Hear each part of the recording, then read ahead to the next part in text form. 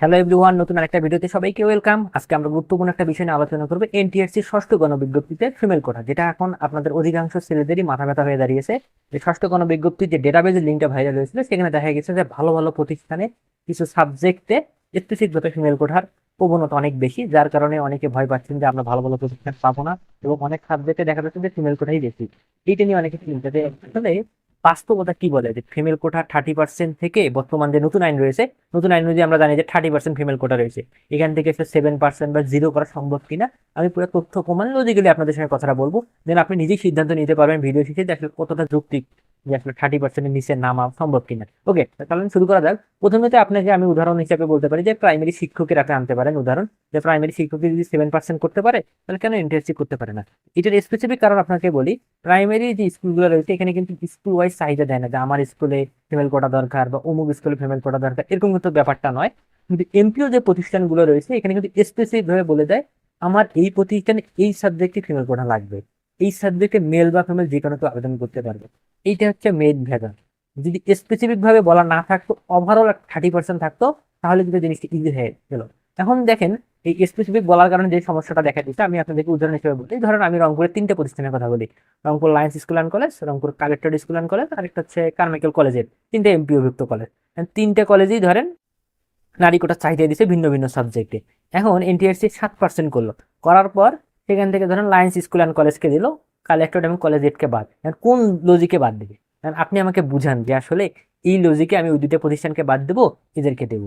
তো এইটা আসলে বাদ দিতে গেলে স্পেসিফিক ভাবে এনটিআরসি কে ডেটাবেস কালেক্ট করতে হবে, যারা ফিমেল কোটা চাহিদা দিছে এই সবগুলো প্রতিষ্ঠানের ডেটাবেস নিয়ে দেখতে হবে আসলে কোন প্রতিষ্ঠানে কত পার্সেন্ট ফিমেল রয়েছে। কারণ যে প্রতিষ্ঠানে দেখা যাবে যে 10%-এর নিচে বা 7%-এর নিচে ফিমেল শিক্ষক রয়েছে বা শিক্ষিকা রয়েছে, সেই প্রতিষ্ঠানগুলোকে আপনার ফিমেল কোটা আওতায় আনতে হবে।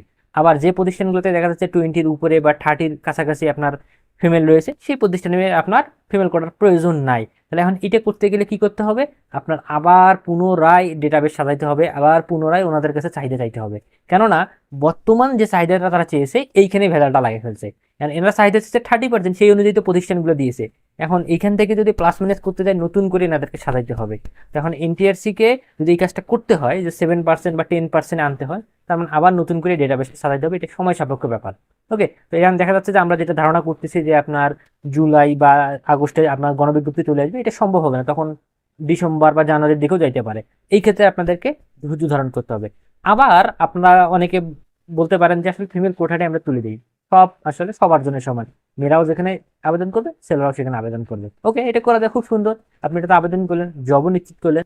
তারপরে যে কোনো নারী আপনার হাইকোর্ট এডিট করে দিল যে এনটিআরসি সরকারের একটা স্বায়ত্তশাসিত প্রতিষ্ঠান, কিন্তু 7%-এর যে কোটার নিয়ম, সেই নিয়মটা মানে চলে নেই।